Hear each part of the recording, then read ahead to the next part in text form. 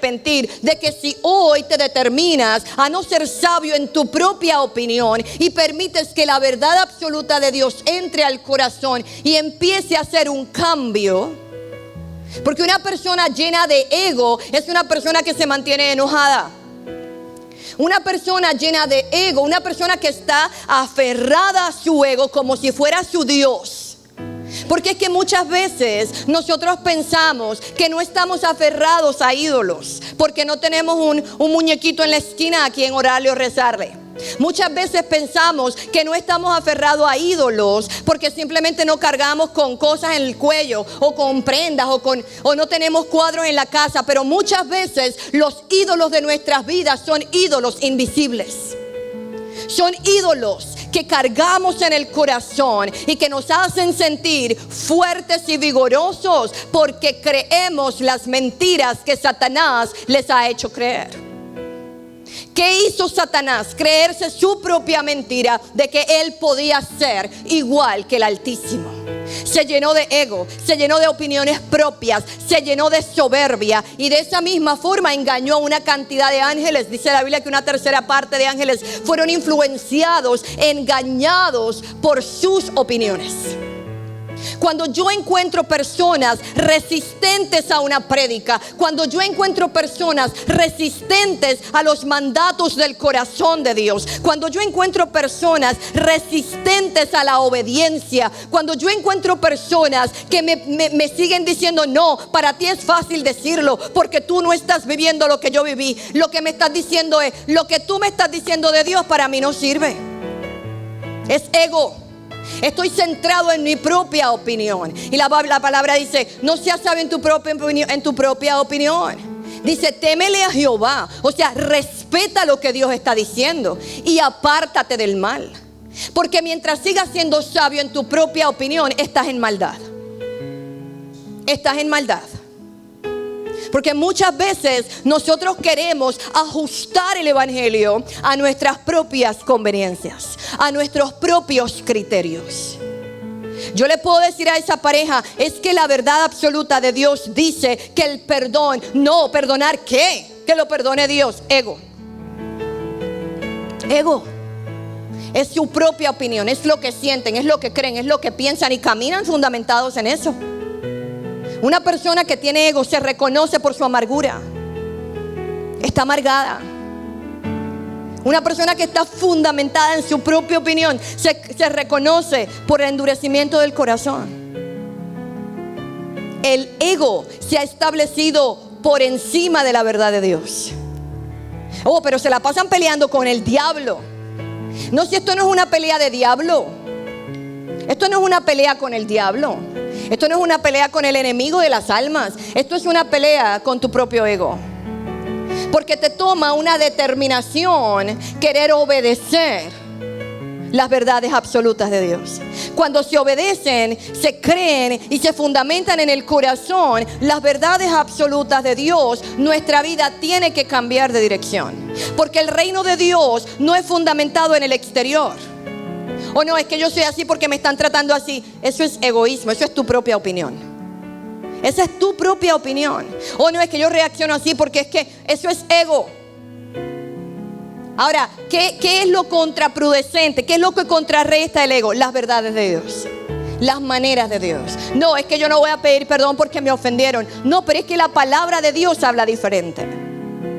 Es que la palabra de Dios establece unos parámetros diferentes. No, es que a mí, yo tengo posición y tengo el nombre y tengo lugar y yo soy fulano. Y a mí qué me importa quién tú eres, y a Dios le importa menos.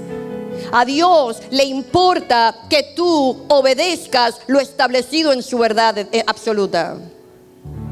Dios comprende el corazón que tiene la disposición de arrepentirse. No, Dios comprende. Dios no comprende la terquedad. Dios no la comprende. Dios no comprende la dureza de corazón. Dios comprende cuando una persona reconoce verdaderamente: he estado idolatrando mi ego por encima de lo que Dios ha establecido, por encima de lo que Dios ha dicho que es conveniente para mi vida. El ego te va a convencer de seguir haciéndolo a tu manera. Pero la verdad de Dios te va a llevar a cambiar de dirección. Oh Señor, dame unción, dame unción. Dame todo lo que tú quieras en un odre viejo.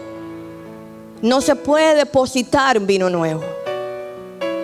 Muchas veces somos tremendos, somos buenos, somos chéveres. Hemos llegado a un lugar chévere, ya estamos en una buena posición. Pero nos han faltado algunas cosas. Y muchas veces el no tener claro quién es Dios nos hace ser fariseos, porque queremos justificar nuestra incredulidad.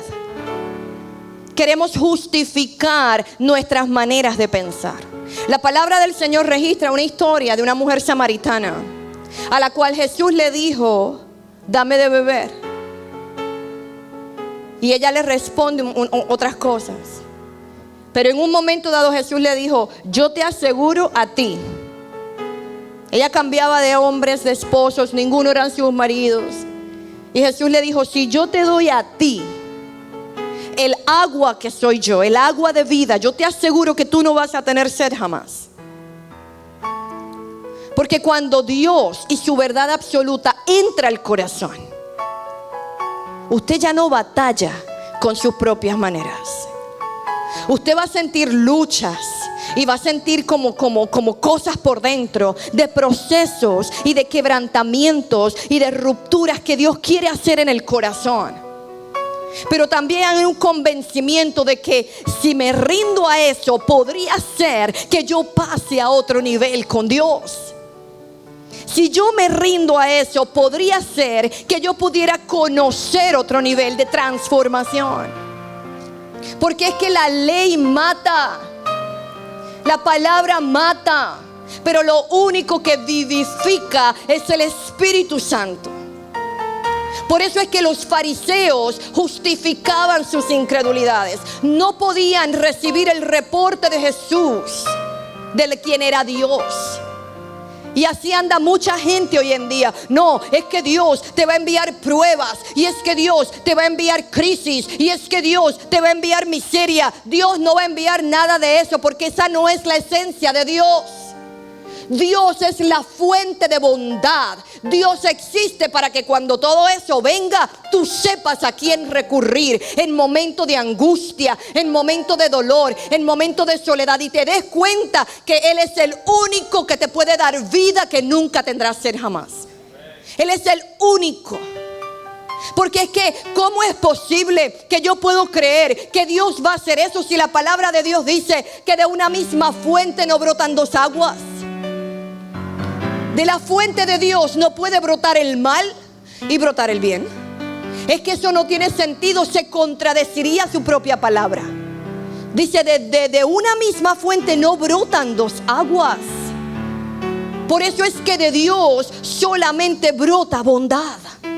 Dios es bueno y para siempre es bueno, porque Él sabe que el hombre necesita bondad, misericordia, gracia, favor. El hombre necesita restauración, el hombre necesita transformación. Dios no te va a poner a ti en una posición para no descubrirte cosas que Él tiene escondidas. No, Dios no es así. Lo que te mantiene a veces amarrado es el ego. Es mi propia opinión. Es el pensar que lo que están diciendo allá lo voy a coger a mitad y conservo otra mitad para mí. Es pensar que yo no soporto a José, pero al menos lo saludo. No, Dios no quiere que al menos lo salude. Dios quiere que lo ame como dice la Biblia. Dios quiere que lo perdone como dice la verdad de Dios. No es unas verdades a medias. Es que estamos acostumbrados a vivir un evangelio a mitad y por eso se nos hace difícil ver los milagros y las maravillas que Dios tiene para nosotros. Porque cuando tú tienes la identidad asegurada en Dios y sabes quién es Dios, es imposible que tú pretendas que un enemigo derrotado pueda tener poder sobre tu vida. Muchas veces la lucha no es con el diablo, señores. Es con tus propios pensamientos. Es con tus propias opiniones. No te juntes en yugo desigual, dice el Señor. No te juntes en yugo desigual. Oh no, eso es para el cristiano y el inconverso, que no se casen. Y todo lo encajonamos así como en cajitas. Este versículo es para esta cajita, pan. Y este versículo es para esta cajita, para esta gavetita. Dios necesita ver gente que quiera tener su corazón alineado a sus formas. Porque Dios no se puede juntar en un yugo con nosotros si somos desiguales a Él. Dios quiere gente igual a Él. Dios quiere gente idónea con Él. Dios quiere gente parecida a Él. Para eso envía a su Hijo Jesús a la tierra, para dar un reporte de cómo es el Padre. A ninguno de los que Jesús le pasó por al frente los enfermó. Ay, te voy a enfermar para que conozcas al Padre.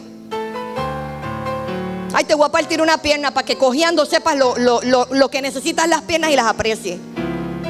Todo lo que Jesús hizo mientras estuvo en la tierra fue sanar, restaurar, transformar, dar alivio, levantar, cambiar el corazón, enseñar quién era el Padre.